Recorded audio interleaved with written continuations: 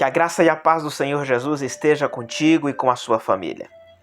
É a Igreja Assembleia de Deus em Curitiba, congregação Rio Bonito, dirigida pelo nosso pastor evangelista Luiz Ronaldo, que está trazendo até você a Escola Bíblica Dominical. Eu quero te lembrar que a nossa aula não é com o objetivo de trazer subsídios para os professores. Se servir, mas não é o objetivo principal.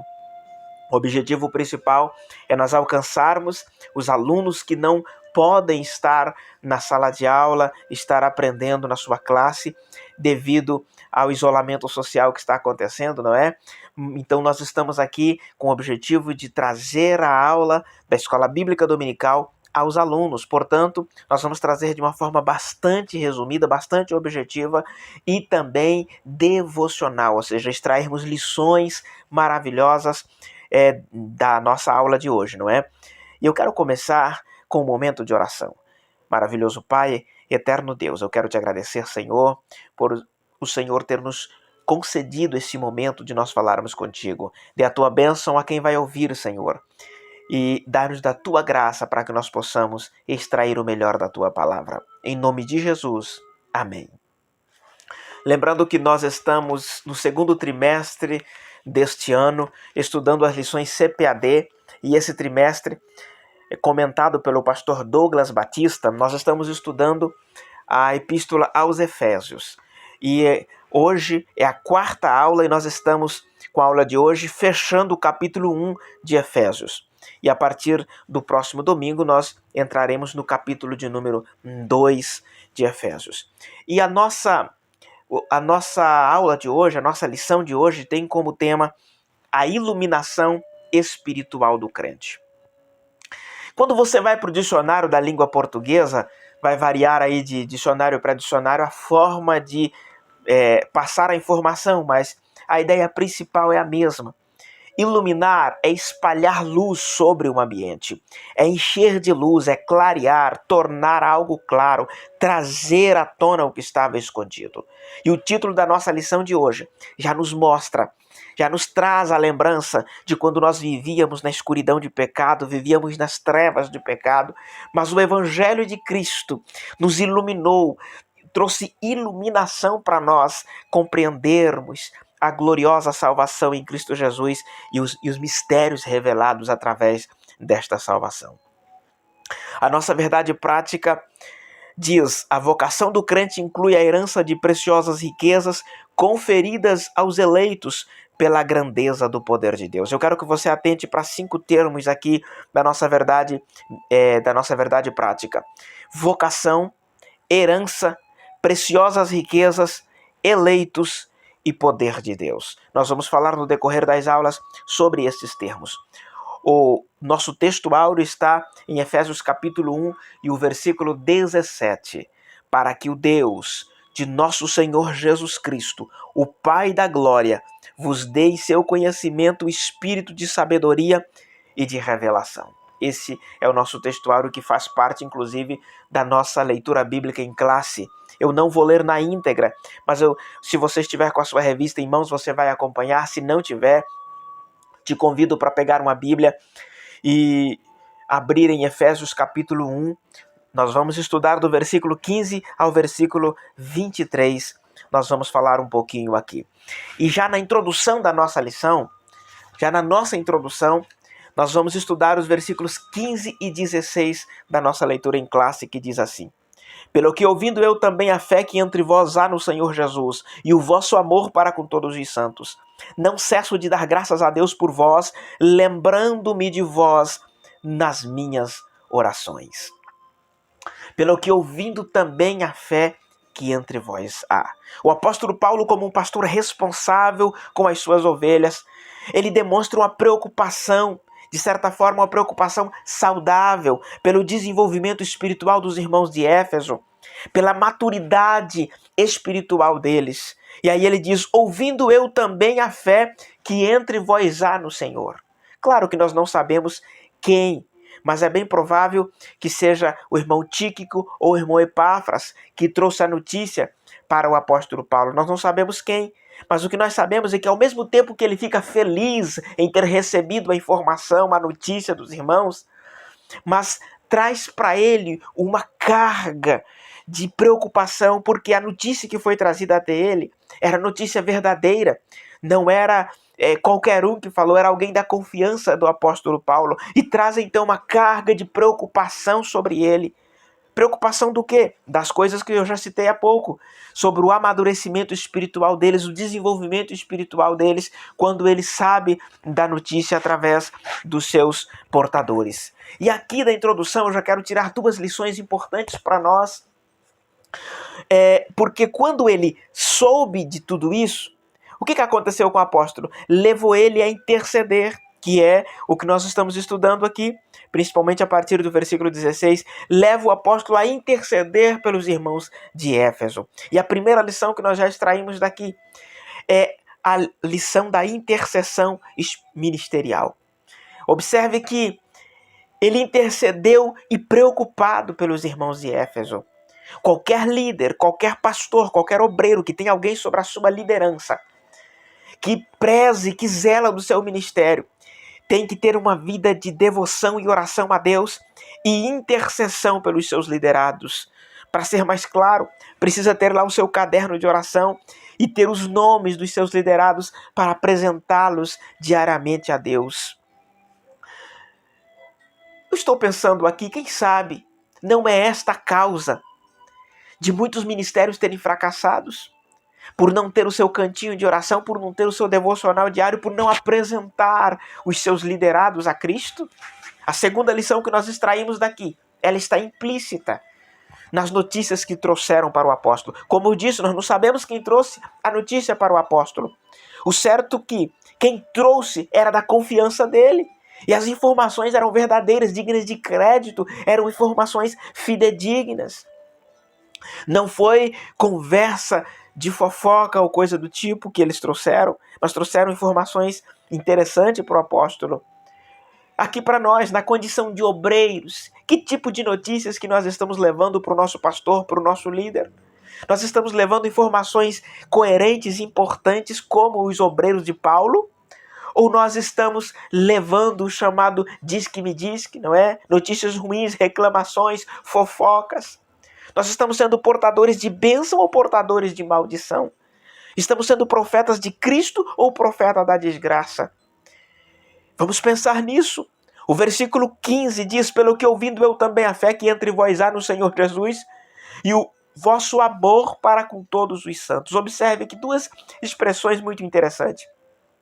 A fé em Jesus e o amor para com todos os santos. Mostrando que para nós termos uma fé robusta, genuína, nós precisamos também ter o amor de Deus derramado no nosso coração. Ao mesmo tempo que nós estamos conectados com Deus através da fé, nós temos que estar conectados também em amor com os nossos irmãos. Traduzindo, precisamos ter comunhão com os nossos irmãos. E a epístola, as 3 epístolas de João nos fala disso, inclusive a primeira epístola, não é? Se eu digo que amo a Deus, que eu estou bem com Deus, mas não amo o meu irmão, eu sou um mentiroso, isto é o que a Bíblia diz. E aí nós já vamos para o primeiro tópico da nossa lição. A esperança da vocação e as riquezas da glória. E aí nós já vamos entrar no versículo de número 16. Não cesso de dar graças a Deus por vós, lembrando-me de vós nas minhas orações. Observe que Paulo começa dando graças a Deus pela iluminação espiritual necessária para a compreensão das bênçãos recebidas. E aqui trata da iluminação interior. Ter clareza, ter compreensão das bênçãos. E você me pergunta, mas que bênçãos são essas? Nós falamos delas na semana passada, que nós tivemos a aula falando sobre eleição e predestinação. E são estas as bênçãos: eleição, predestinação, filiação, dom do Espírito Santo e por aí vai. E precisava da iluminação do Espírito Santo para a compreensão destas bênçãos. E na sua intercessão, ele pede a Deus para que os irmãos tenham espírito de sabedoria e revelação. Ou seja, que eles pudessem ter a habilidade de ver as coisas pela perspectiva divina. E nós precisamos disso, de discernimento das coisas. E esse discernimento é preciso vir através do Espírito Santo. E revelação aqui trata de conhecimento de Deus. conhecimento dos seus mistérios que são revelados à igreja. E quando eu falo mistérios aqui, eu não estou falando apenas de falar em línguas estranhas, e não que discordo disso, senão não faria parte de uma igreja pentecostal. Mas estamos falando de mistérios mais profundos ainda, que são apresentados ou revelados à igreja. E eu quero ler com você em segunda carta de Paulo aos Coríntios, no capítulo de número 2, e o versículo de número 14, 15 e 16. E graças a Deus que sempre nos faz triunfar em Cristo, e por meio de nós manifesta em todo lugar o cheiro do seu conhecimento. Porque para Deus somos o bom cheiro de Cristo, nos que se salvam e nos que se perdem. Para este certamente cheiro de morte para a morte, mas para aquele cheiro de vida para a vida. E para essas coisas, quem é idôneo? Ele termina aqui com uma interrogação. Quem é idôneo? Ainda Colossenses capítulo 1, e o versículo de número 9 diz assim: Por esta razão, nós também, desde o dia em que o ouvimos, não cessamos de orar por vós e de pedir que sejais cheios do conhecimento da sua vontade, em toda sabedoria e inteligência espiritual. Que interessante. Como bem nos diz o pastor Hernande Dias Lopes no comentário aos Efésios, ele diz que conhecer a Deus pessoalmente é salvação. Conhecer a Deus progressivamente, isso é santificação. Mas conhecer a Deus perfeitamente, isto é glorificação. Porque nós só teremos o conhecimento pleno de Deus quando nós chegarmos na eternidade. E Paulo, ele reúne grandes verdades aqui. 3, pelo menos, né? Que os crentes precisam saber, que eu e você precisamos saber. E elas se referem ao chamado, ou ao chamamento, podemos dizer assim, à herança e ao poder de Deus. E nós vamos falar delas mais para frente. Entre tantas lições que nós vamos extrair daqui da nossa aula de hoje, nos faz lembrar uma coisa. Nós vivemos numa geração de cristãos que se aliaram tanto ao secularismo, ao mundanismo, ao relativismo, ao hedonismo, ao individualismo, tantos ismos, não é? E pasmem, até mesmo ao ateísmo. E por isso tem dificuldade para entender as coisas espirituais, não conseguem aprofundar nos mistérios de Deus e como eu disse, mistérios, não estou falando de aprofundar, não falar em línguas estranhas, dos mistérios da salvação que o Senhor tem reservado para nós. E nós vemos tantas pessoas na nossa geração tratar as coisas de Deus, tratar das coisas espiritual, mas com uma mentalidade carnal. Eu quero deixar aqui um lembrete aos queridos obreiros que exercem o ministério do pastoreio. Que tal redobrar a intercessão para que a tua igreja, os teus liderados, tenham espírito de sabedoria e de revelação, assim como o apóstolo Paulo orou para os seus irmãos, para os seus liderados? Ou seja, que eles conheçam melhor a Cristo, que tenham intimidade com Deus, a ponto de seguir o seu modelo. No versículo 18, diz assim: tendo iluminados os olhos do vosso entendimento, para que saibais qual seja a esperança da sua vocação e quais as riquezas da glória da sua herança nos santos. Observe que no versículo 18 o apóstolo Paulo pede a Deus para que ilumine os olhos do entendimento deles, para que soubesse qual a esperança da sua vocação. E o vocábulo entendimento aqui é uma tradução do grego cardia, coração. E na linguagem bíblica, o coração não se refere apenas às emoções, a este músculo que nós temos do lado esquerdo, não é? Não, mas refere também ao centro de toda a personalidade, ou seja, de toda a inteligência espiritual, como nós lemos aqui. Isso nos deixa claro que a compreensão do chamamento divino, ela não pode ser superficial.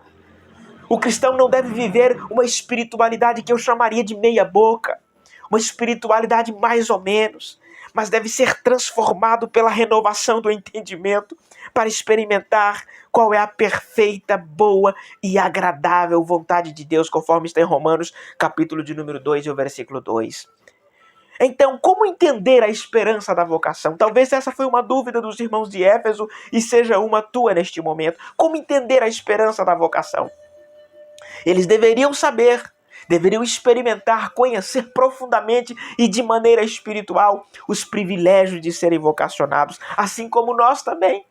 E essa esperança da vocação divide-se em 3 aspectos. Tem uma dimensão do passado, do presente e do futuro. Está fundamentado, alicerçado em Cristo. O primeiro aspecto está no passado, fala da eleição. Deus chamou a igreja no passado. Lembra que nós fizemos na aula anterior falando que nós somos eleitos para a salvação antes da fundação do mundo. E o segundo aspecto é a chamada, que abrange serviço e santificação no presente. Isso inclui a nossa vida diária de santificação, de comunhão, o andar de modo digno diante da sociedade. E o terceiro aspecto que nós encontramos aqui é da participação gloriosa no futuro. Nós vivemos, trabalhamos, servimos, somos igreja enquanto aqui, mas daqui um pouco nós iremos conhecer Deus face a face. Esse é o terceiro aspecto, trata do nosso futuro glorioso com Cristo. E ainda no versículo 18, o apóstolo inclui na sua lista de intercessão, na lista que ele faz, ele inclui o pedido para que os cristãos entendessem. Entendessem o quê? Quais as riquezas da glória da sua herança nos santos. E herança aqui refere-se às muitas riquezas da glória, que são as bênçãos que acompanham a salvação.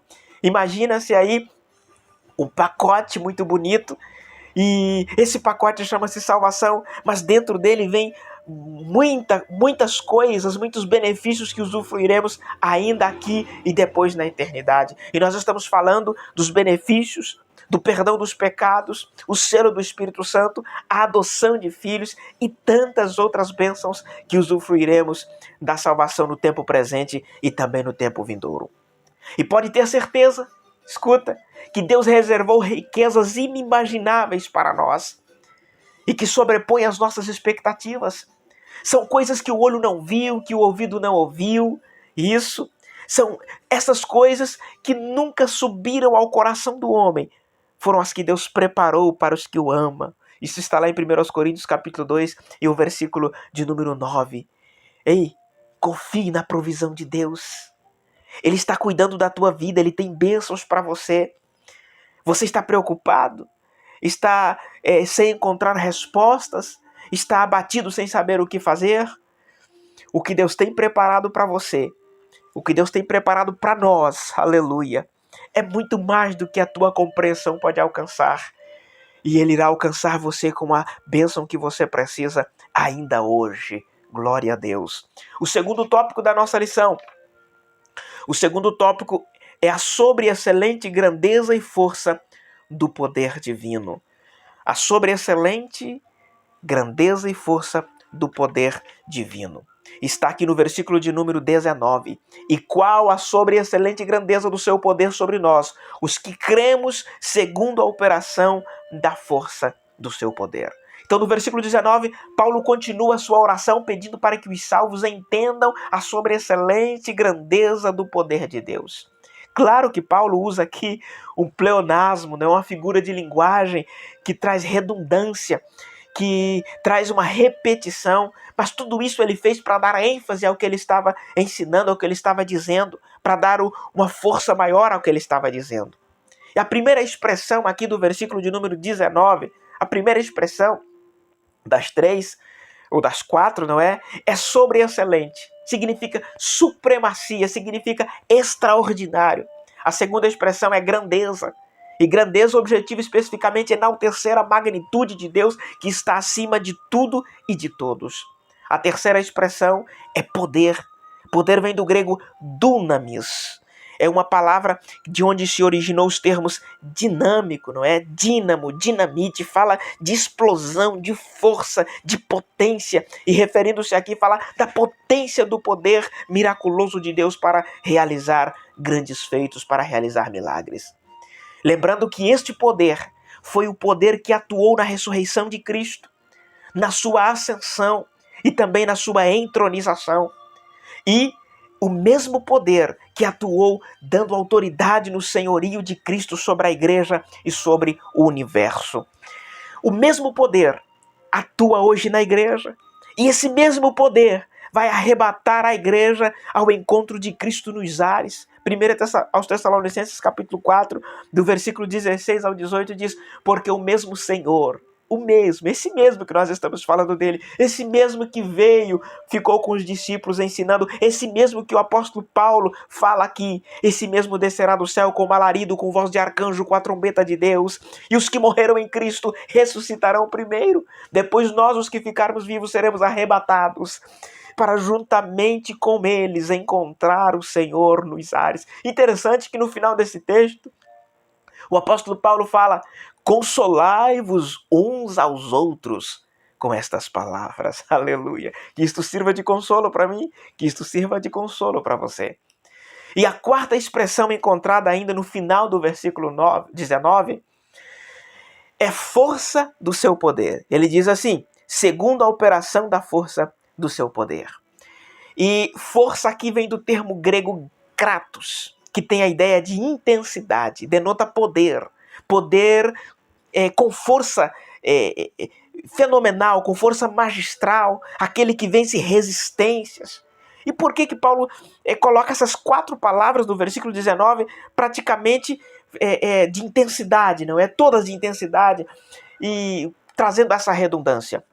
Ele traz isso para mostrar para os irmãos de Éfeso que ali havia alguns cristãos que fizeram parte do mundo, da magia, do paganismo, e que trabalhava com feitiçarias, e agora alguns dos irmãos estavam amedrontados, com medo das ameaças, e o apóstolo traz aqui à tona, traz a lembrança que o poder de Deus é maior do que todos os poderes das trevas. É por isso o cuidado do apóstolo em mostrar que o poder de Deus está acima de tudo, principalmente contra os poderes das trevas.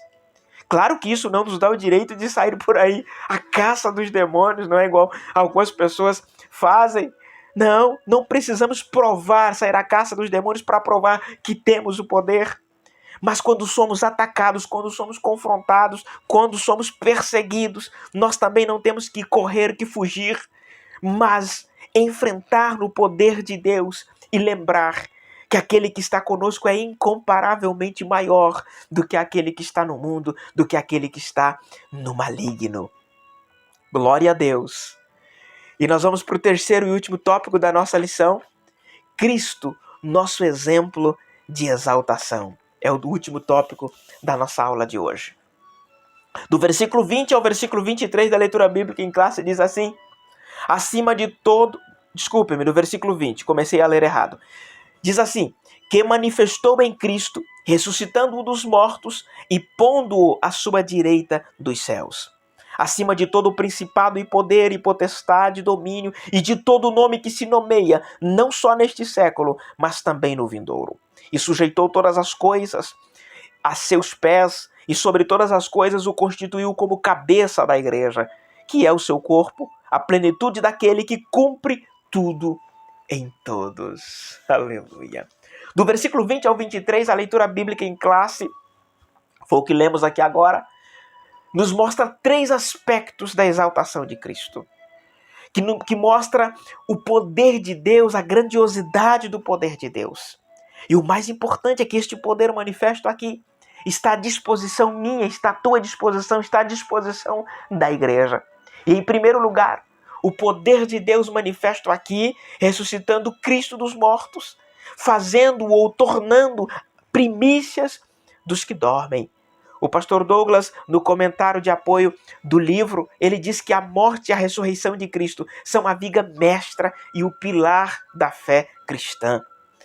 E 1 Coríntios, no capítulo 15, o versículo 13 em diante, o apóstolo Paulo disse que se Cristo não ressuscitou, logo é vã a nossa fé, é vã a nossa pregação. Mas Cristo, o poder de Deus ao ressuscitar Cristo, fê-lo tornar primícias dos que dormem. Por quê? Muitas pessoas ressuscitaram, mas voltaram a morrer. Lembra da filha de Jairo? Lembra do filho da viúva de Naim? Lembra de Lázaro? Todos estes que eu mencionei aqui foi uma festa quando eles voltaram à vida, mas eles tiveram que fazer um velório de novo, um outro velório, porque eles tiveram que morrer. Mas Cristo foi o único que naquele dia, aleluia, naquela manhã, quando aqueles soldados que guardavam o túmulo, eu fico imaginando como que aconteceu tudo, e eles de repente sentiram aquelas pedras balançando tremendo, imaginam a atitude daqueles homens. Eu acredito que foi apenas correr, porque como que isso aconteceu, eles não conseguiam explicar. O poder de Deus que agiu na ressurreição de Cristo. Esse mesmo poder que está disponível para mim e para você. Aleluia. E fê-lo tornar primícia dos que dormem. Porque ele, até então, foi o único que ressuscitou e continua vivo. John Stott escreveu que Deus levantou Jesus para uma vida totalmente nova, imortal, gloriosa e livre, que ninguém experimentou antes e que ninguém experimentou depois, pelo menos por enquanto, não é? Isso foi o que o John Stott escreveu. E quando nós olhamos, nós vemos que isto representa para nós tudo na vida cristã. Sabe por quê? E talvez você pense aí, mas o fato de Jesus ter ressuscitado com todo este poder representa muita coisa para ele, mas para mim o que representa? Isto é a garantia do que eu disse agora há pouco de 1 Tessalonicenses 4, a partir do versículo 16, que assim como o Senhor ressuscitou a Jesus Cristo, ele nos ressuscitará. Se eu e você já tivermos morrido quando o arrebatamento acontecer, tenha certeza que seremos ressuscitados para o encontro do Senhor nos ares. Se estivermos vivos, da mesma forma, este mesmo poder nos arrebatará para nós encontrarmos com Cristo nos ares. Aleluia. Ao ressoar da trombeta, então, os que morreram em Cristo ressuscitarão de forma incorruptível e todos seremos transformados e revestidos da imortalidade. E os que estiverem vivos, como eu disse, serão arrebatados para nós encontrarmos com Cristo nos ares. Esta é a minha esperança, esta deve ser a tua esperança. Em detrimento de tudo o que está acontecendo no mundo, nós temos a paz de Cristo que nos tranquiliza, porque daqui um pouquinho nós iremos para o nosso lugar, que é a eternidade com Cristo. O segundo aspecto aqui do último ponto que nós estamos estudando é a elevação de Cristo à direita de Deus. A elevação de Cristo à direita de Deus. O grau de exaltação, essa posição de honra em que Cristo foi colocado, de honra e, diga-se de passagem, também de autoridade, indica a vitória completa de Cristo sobre o pecado e sobre as forças do mal. É o lugar máximo de honra em que ele foi colocado. Ele diz em São Mateus, no capítulo 28, é-me dado todo o poder nos céus e na terra. É maravilhoso observar que Jesus Cristo, ele tem todo esse poder sobre a morte, sobre o inferno, sobre o poder das trevas, e nos garante este poder, nos garante esta autoridade através dele. Por isso que em Efésios, no capítulo 2, o versículo 6, nos diz: e nos fez assentar nos lugares celestiais em Cristo Jesus. Isso nos dá a esperança de reinar com ele para todo sempre, conforme Apocalipse 22, e versículo 5, no finalzinho do versículo diz: e reinarão com ele para sempre. Aleluia. Enquanto igreja, enquanto estamos aqui, o Senhor já nos colocou a assentar em regiões celestiais em Cristo Jesus. Isso já nos dá a esperança de que quando formos arrebatados, morar com ele, nós também iremos fazer parte deste reino de honra e de autoridade. O terceiro e último aspecto aqui é a exaltação de Cristo. O apóstolo mostra no versículo 21 que o poder de Deus exaltou a Cristo. Diz assim o versículo: e sujeitou, versículo 21, acima de todo o principado e poder e potestade e domínio e de todo nome que se nomeia, não só neste século, mas também no vindouro. Mostrando que Jesus, ele tem supremacia absoluta. O Senhor está acima de qualquer nome que você imaginar aí, qualquer título que você imaginar. Pense em alguém, algum reino, alguma autoridade importante. Jesus Cristo é acima de todos eles, porque ele está em um lugar de supremacia. E a exaltação de Cristo traz dois benefícios para a igreja, dois benefícios para nós. Primeiro, Deus fez Cristo cabeça da igreja e também cabeça do universo. É ele quem orienta, olha que lindo, é ele quem dá ordens, é Ele quem consola, é Ele quem cura, é Ele quem dá autoridade, é Ele quem governa, é Ele quem guia, quem dirige, é o Senhor quem protege, é Cristo quem luta e vence por nós. E daí? Você está com medo das ameaças? Está com medo do que vem acontecendo? De tudo o que a mídia está vendendo? De tudo o que a imprensa está falando? Você está com medo do fracasso financeiro a bater à sua porta? Enfim, do que é que você está com medo? Eu quero te lembrar que o Senhor Jesus é o cabeça da igreja e você faz parte da igreja. Portanto, Ele é responsável por nós. Ele que cuida de nós. Tranquilize o seu coração. Aleluia. O segundo benefício é que Deus designou a igreja para ser a expressão plena de Cristo aqui na terra. Nenhum poder pode prevalecer contra a igreja. E isto chama para nós uma responsabilidade imensa. Se eu e você devemos ser a expressão plena de Cristo, como nós estamos representando Cristo na terra? Lembre que eu disse que poder do mal nenhum pode nos derrubar. Eu me lembro de que quando nós estávamos vindo para Cristo, a minha família estava vindo para Cristo, fomos ameaçados pelas forças das trevas. Minha família é bem grandinha, 13 irmãos, e realmente 4 irmãos meus faleceram dentro de um ano. Mas a partir do momento em que a luz do Evangelho realmente iluminou, a minha família entregou-se verdadeiramente para Cristo, a luz de Cristo trouxe vida, e as mortes cessaram, porque Cristo é vida, é Ele que cuida de nós. Como que eu e você estamos representando Cristo aqui na terra?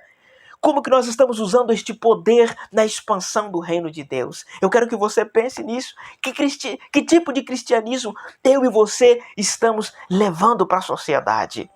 E quero concluir aqui esta aula lembrando que nós precisamos, como cristãos fervorosos que devemos ser, nós precisamos manter o hábito saudável da intercessão.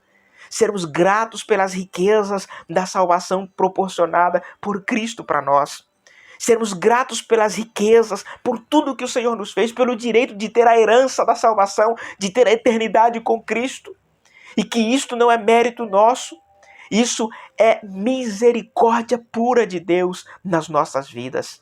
E assim como o apóstolo dos gentios tinha contínua adoração a Deus, que nós também devemos tomar por exemplo e manter uma vida de gratidão, de oração, de intimidade com Deus, para que nós possamos usufruir melhor da salvação em Cristo Jesus. Eu espero que você tenha entendido a mensagem de Deus. Eu quero orar rapidamente contigo. Pai, obrigado por este momento, obrigado pela Tua palavra, obrigado, Senhor, por trazer a Tua palavra ao nosso coração. Em nome de Jesus, que ela venha surtir efeito, Senhor, em todos aqueles que a ouvirem. Em nome de Jesus. Amém.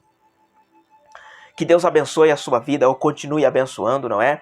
Na próxima semana, a lição que será estudada é a lição de número 5, onde nós estudaremos a lição Libertos do Pecado para uma Nova Vida em Cristo. E entraremos no capítulo de número 2 aos Efésios.